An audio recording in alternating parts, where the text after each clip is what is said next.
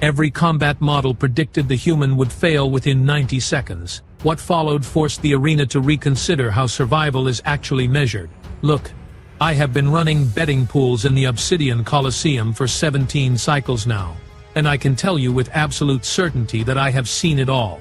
Every species, every fighting style, every desperate fool who thinks they can make a name for themselves in the arena. Krelvox, that is me, has processed more wagers than most beings have had hot meals.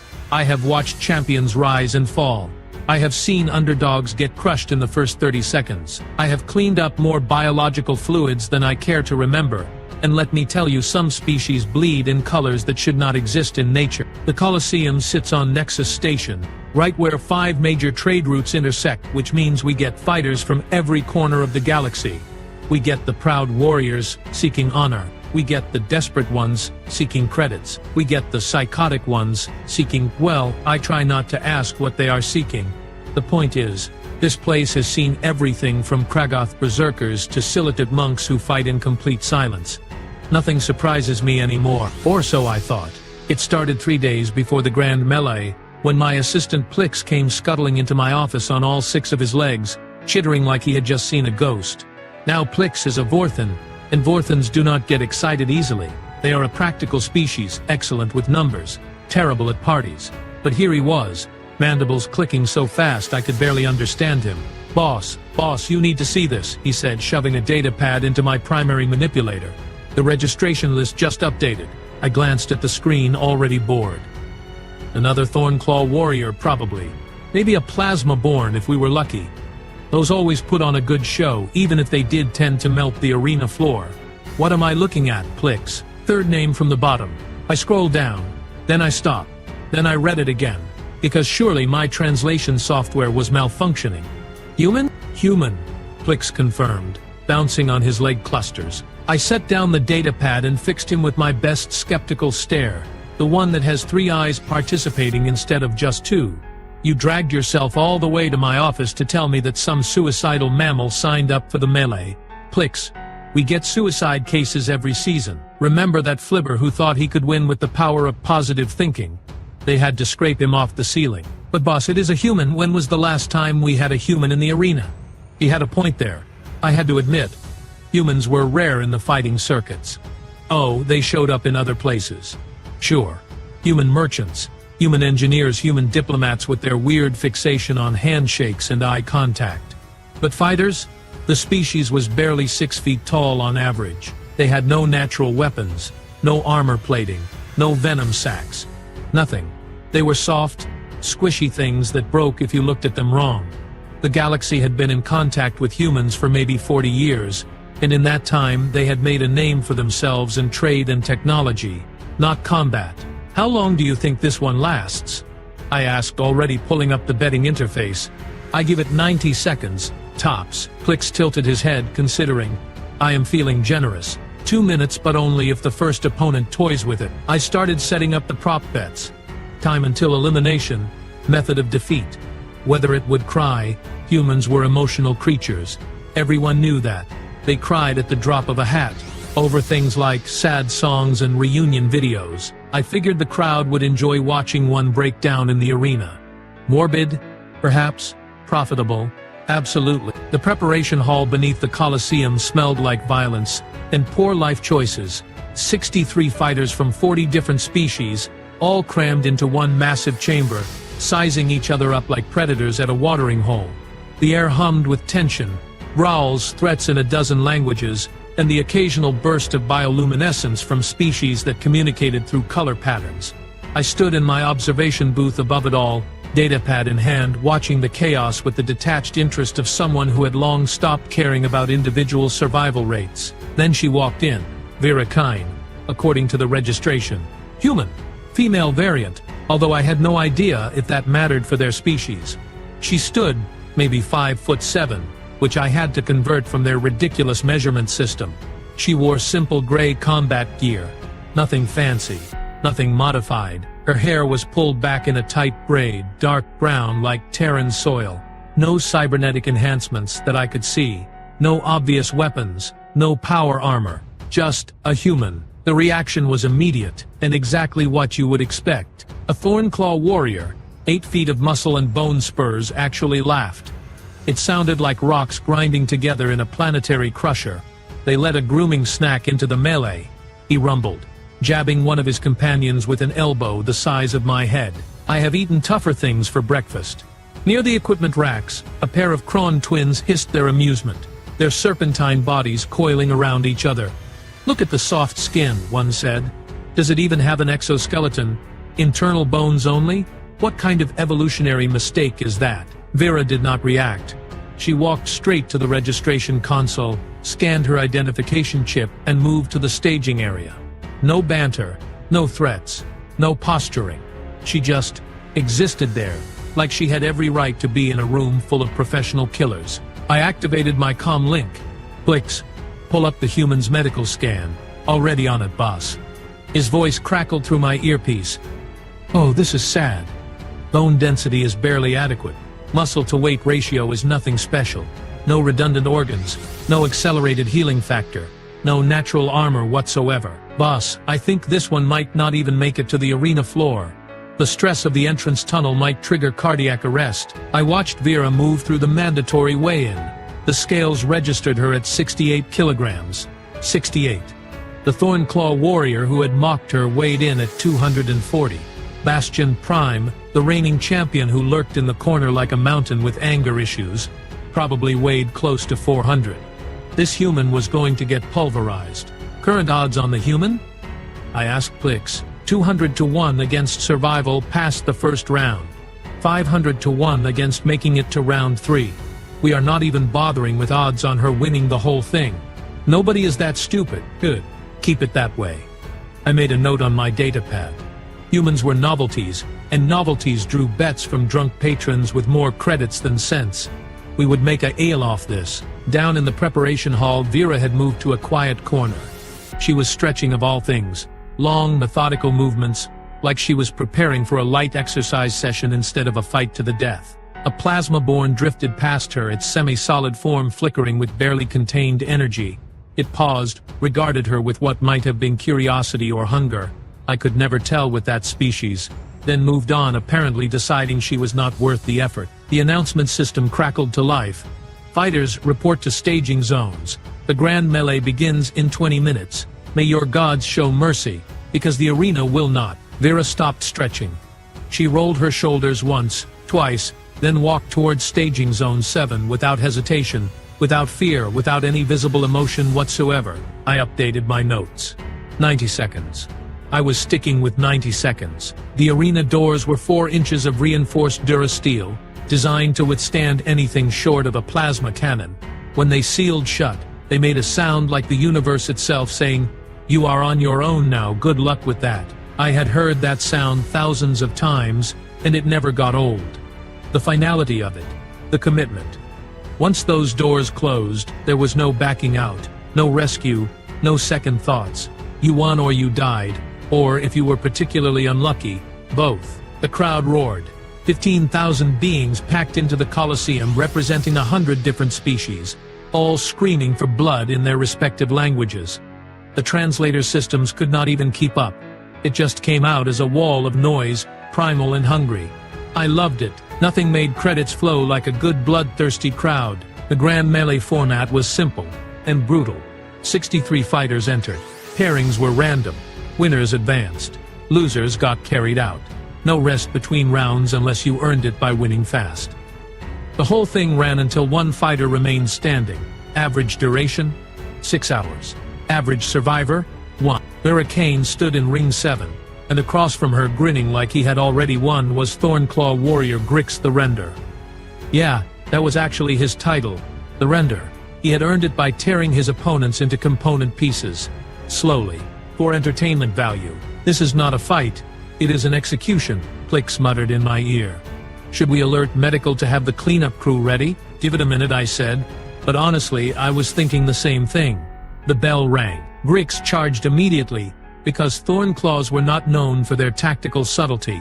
8 feet of rage and bone spurs came thundering across the ring, claws extended, already preparing the swing that would separate Vera's head from her shoulders. It was a classic Thornclaw opening move, overwhelming force, maximum intimidation. Usually worked great. Vera moved, not backward, which is what any sane being would do when a living weapon was charging at them. Sideways, she slipped past Grix's initial swing with maybe 3 inches to spare, and as she moved, her hand shot out and grabbed one of his arm spurs. Then she used his own momentum against him, yanking hard and sending him stumbling forward. Grix slammed face first into the arena wall with a wet crunch that I felt in my teeth. The crowd went quiet. Not silent, but that confused kind of quiet where 15,000 beings were all thinking the same thing. Did that just happen? Grix spun around, each oar dripping from his shattered nose ridges, and he was not grinning anymore. Lucky, he snarled. He came at her again, but this time he was angry, which meant he was sloppy.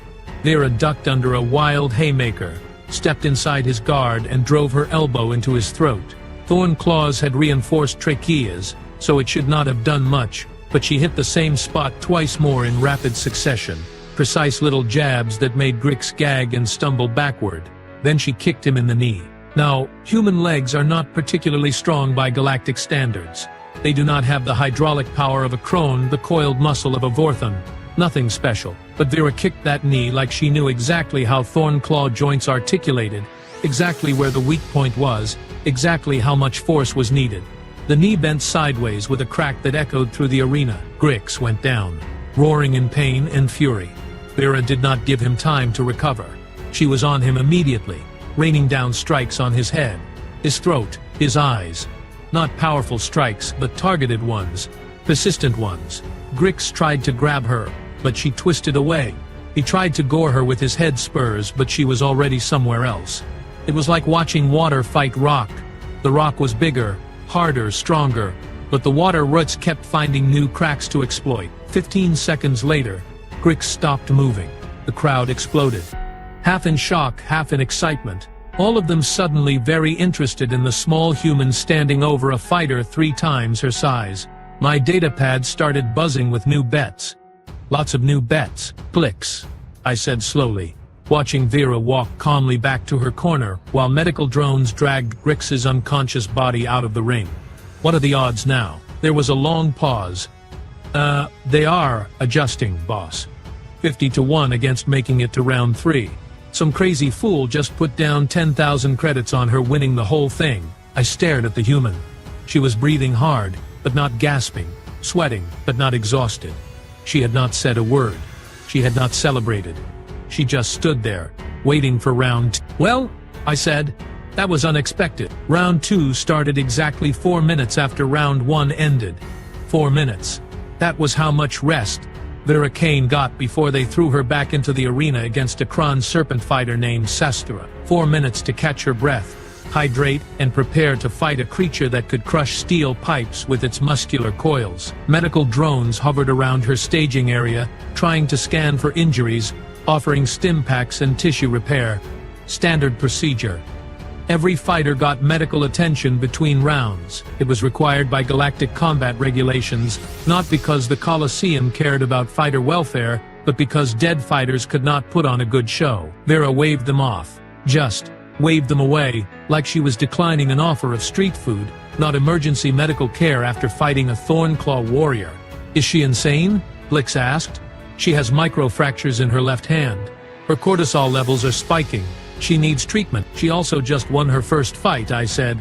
Maybe she knows something we do not. The bell rang again. Sestra was a completely different opponent. Where Grix had been all rage and forward momentum, the Kron were patient hunters. Sestra circled Vera slowly, her serpentine body coiling and uncoiling, looking for an opening. Kron could strike from 12 feet away. They had venomous fangs. They had crushing strength. They were ambush predators raised to an art form. Vera did not circle. She closed distance. Walked right at Sestra, like she was approaching a business meeting. The Kron's hood flared in surprise. Then she struck, lightning fast. Fangs extended. Vera twisted. The strike missed her throat by millimeters. Before Sestra could retract, Vera grabbed the Kron behind the head with both hands and held on. Just held on, while Sestra thrashed and tried to coil around her. What is she doing? Someone in the crowd yelled. She is going to get crushed. But Vera was not getting crushed. She was moving with Sastera's coils, not against them. When the Kron squeezed, Vera exhaled. When Sastera loosened to readjust her grip, Vera inhaled. She was breathing through the constriction, staying conscious through sheer willpower and technique, and all the while, she held Sastera's head immobilized. Kron needed to breathe too, it turned out. And when you could not move your head, could not create the muscular contractions needed to draw air through your respiratory system, you started to panic. Sastera's coils loosened. Her movements became frantic instead of controlled. Vera slammed the Kron's head into the arena floor. Once, twice, 3 times. Sastera went limp. Victory. Round 2. 6 minutes, start to finish. The crowd was no longer skeptical. They were fascinated. Betting terminals across the Colosseum lit up like a festival. I watched the odds shift in real time. 50-1 became 30-1, then 20-1. Credits were flowing like water, and every single one of them passed through my systems. "Boss, this is crazy," Plix said. "She should be exhausted. She should be injured. She should be broken." "I know, but she is not." "I know." Round 3. 6 minutes of rest. Vera drank water this time at least, but still refused medical treatment. The drones buzzed around her like frustrated insects, their scanners showing damage accumulation, bruised ribs, strained tendons, micro tears in muscle tissue. Nothing catastrophic, but it was adding up. Her opponent was a plasma-born named Flux. Now, plasma-borns were tricky. They were semi-solid, could shift their density, could burn through most materials. Fighting them was like fighting angry liquid fire. How do you punch something that could just flow around your fist? Vera apparently had an answer. She did not try to punch Flux. Instead, she grabbed a discarded piece of arena debris, part of a broken shield from an earlier fight, and used it like a scoop. When Flux tried to envelop her, she caught the plasma-born's mass in the shield and slammed it against the arena wall. Then she did it again, and again, treating a sentient energy being like it was mortar and she was the pestle. Plasma-borns could regenerate from almost anything, but they needed time to reconstitute. Vera did not give Flux that time. She kept slamming, kept disrupting the cohesion, until Flux's core energy signature flickered and died. Round 3. 9 minutes. I was starting to understand something, and I did not like it. Blix, pull up the humans file again. Everything we have on their species. Already did, boss. I have been reading it between rounds. Tell me something useful. Well, they are endurance predators. Back on their homeworld, before they developed technology, they used to hunt by just following prey until it collapsed from exhaustion. They call it persistence hunting. They are not fast, but they do not stop. I watched Vera standing in her corner, breathing steady, eyes focused. She was not celebrating. She was not even acknowledging the crowd. She was just waiting, like a machine, like something that had one function and would execute that function until it stopped working. What else? They adapt, boss. It is their whole thing. They are not specialized for any environment, so they learn to handle all environments. Brains are wired for pattern recognition and problem solving. They see a challenge, they figure it out, they overcome it. It is actually kind of terrifying when you think about it. Round 4 was announced. This time against a silicate monk who fought with 4 arms and perfect combat mathematics. Vera walked to the arena. The monk lasted 7 minutes. The odds shifted again. 10-1. I leaned back in my observation booth and had a thought that made my secondary stomach clench. We had not discovered a weak species when we met humanity. We had discovered something that survived by being too stubborn to die. And now one of them was in my arena, refusing rescue, refusing help, refusing to quit. Terrifying. By the time Vera Kane reached the championship round, she had been fighting for 4 hours and 17 minutes. She had defeated 9 opponents. 9 different species, 9 different fighting styles, 9 different ways to kill a human. And yet there she stood, still breathing, still moving, still refusing every offer of medical assistance like it was a personal insult. But she was hurt. Anyone with eyes could see it. Her left arm hung slightly lower than her right. Dislocated shoulder, probably from round 6 against the gravity-born who had tried to crush her into the floor. Her face was swelling on one side, a deep purple bruise spreading from her cheekbone to her jaw. Blood seeped through her combat gear in 3 places. Her breathing was labored, each inhale sharp and shallow. Cracked ribs, Definitely. And now she had to face Bastion Prime. The crowd fell silent as the champion entered the arena. Not the excited silence from earlier rounds. This was different. This was respect. Fear. Awe. Bastion Prime was not just a fighter. He was a living legend. An unstoppable force of nature wrapped in armor plating that evolution had spent millions of years perfecting. He stood 9 feet tall. His species, the Aegis-born, were planet conquerors. Natural warriors. Every square inch of his body was covered in interlocking bone plates that could deflect plasma fire. His forearms ended in fists that could shatter concrete. He had won the Grand Melee 7 times. 7. Most champions retired after one victory. Bastion Prime kept coming back because he loved it. He looked down at Vera, and for the first time all day, I saw something like respect in his eyes. "You have done well, human," his voice rumbled through the arena speakers. "You have earned an honorable death." Vera said nothing. She never said anything. She just raised her fists, favoring her good shoulder, and waited. The bell rang. Bastion Prime did not charge like Grix had. He did not circle like Sistera. He walked forward with the inevitability of a planetary collision, each step measured and controlled. When he threw his first punch, it was not wild or emotional.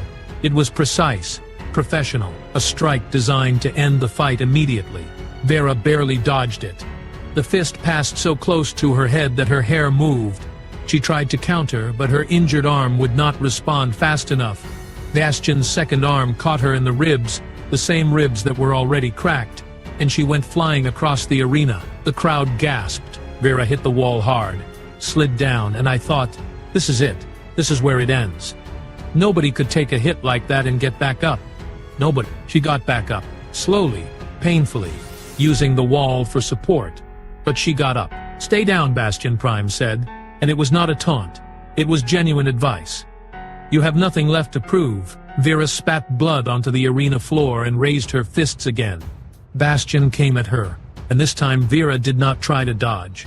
She moved into the strike, inside his reach, too close for his long arms to generate full power. She drove her elbow into the joint where his arm plates connected. Once, twice, 3 times. The same spot, over and over. Bastion swatted her away like an insect. She rolled with the impact, came up moving, and immediately closed distance again. This time she went for his knee, kicking the joint with everything she had left. The bone plates there were thinner, designed for flexibility. She kicked again. Again, her face twisted with pain and effort, but she did not stop. "What is she doing?" Plix whispered. "She cannot hurt him. Those plates are 6 inches thick." But I was starting to understand. She was not trying to hurt him. Not really. She was testing, probing, looking for weaknesses that might not exist, and if they did not exist, she would create them through sheer repetitive force. Bastion grabbed her with 2 arms and lifted her off the ground. He could have crushed her skull right then, could have thrown her hard enough to break every bone in her body, but he hesitated, just for a second, because even he could not quite believe what he was seeing. That second was enough. Vera twisted in his grip, got her legs around one of his arms, and locked her knees behind his elbow joint. Then she torqued her entire body weight against it. Bastion's arm plates were designed to withstand frontal impacts, not lateral stress. Something in the joint popped, not broke, but compromised. Bastion roared and slammed her into the ground. Vera stopped moving. The medical scanners went wild, critical readings across the board. The crowd held its breath. 5 seconds passed. 10. Then Vera's hand twitched, her fingers curled, and with a sound that was half gasp and half scream, she pushed herself onto her hands and knees. Bastion Prime stared at her, all 4 of his eyes wide. "No," he said quietly.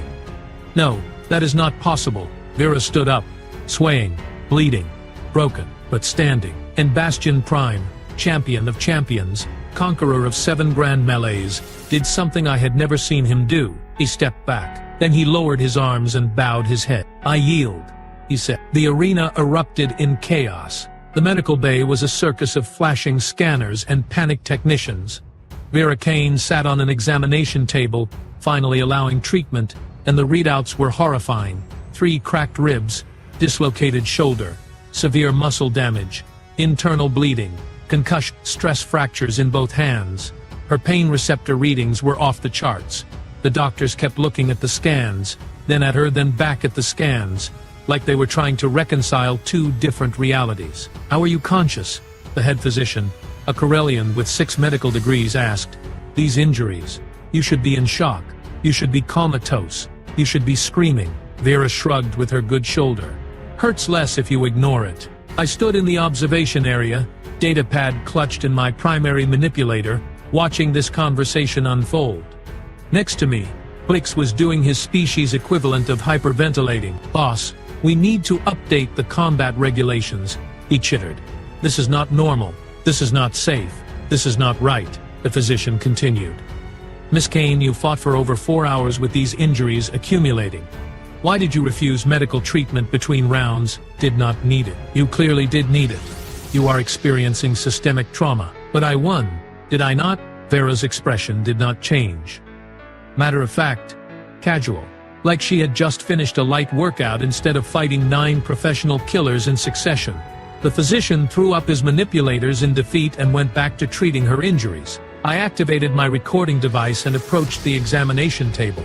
"Miss Kane, I need to ask, for the official record, why did you enter the Grand Melee?" She looked at me with those disturbingly focused human eyes. "Prize money.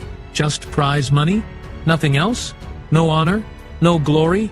No revenge quest or cultural obligation? Nope. Just needed the credits." I felt something cold settle in my gut. "So you risked your life, endured all this damage, fought through impossible odds for money?" "Yes, but you could have stopped. After the first round, after the second, any time, you could have yielded. No one would have judged you." For the first time, Vera smiled. It was not a pleasant smile. That would not have paid as well. And that was when I understood the truly terrifying thing about humans. They were not the strongest species, not the fastest, not the most naturally armed, but they had something worse. They had choice. They looked at pain, at damage, at impossible odds, and they chose to continue anyway. Not because they had to, because they wanted to. I filed my report that night, sent it through official channels to the Galactic Combat Federation, added a personal note at the end. Recommendation: update human threat assessment. They are not fragile. They are not weak. They are persistent predators who have turned that instinct inward. They hunt themselves, push themselves, break themselves, all in pursuit of goals only they understand. Bastion Prime yielded not because he was beaten, but because he recognized something in Vera Kane that terrified him. She would not stop, could not stop. Even when her body was failing, even when any rational being would quit, she kept coming. The galaxy has been treating humans like a harmless curiosity, a soft species good for trade and diplomacy. We were wrong. They are not harmless. They are just polite. And politeness, apparently, is optional. I closed the file and watched Vera Kane limp out of the medical bay. Prize credits transferred to her account, already planning her next fight according to the exit interview. Plix looked at me with all 6 of his eyes wide with concern. "Boss, what do we do if more humans start entering the arena?" I thought about it for a long moment. Then I started updating the betting algorithms. "We adjust the odds," I said, "and we pray they stay friendly. Because if humans ever decided that the rest of the galaxy was worth fighting seriously, not for sport or credits but for real reasons, well, we were all in trouble. The arena doors would seal behind them, and they would not ask for rescue. Not once." This case reveals that systems often fail not because they lack strength models, but because they underestimate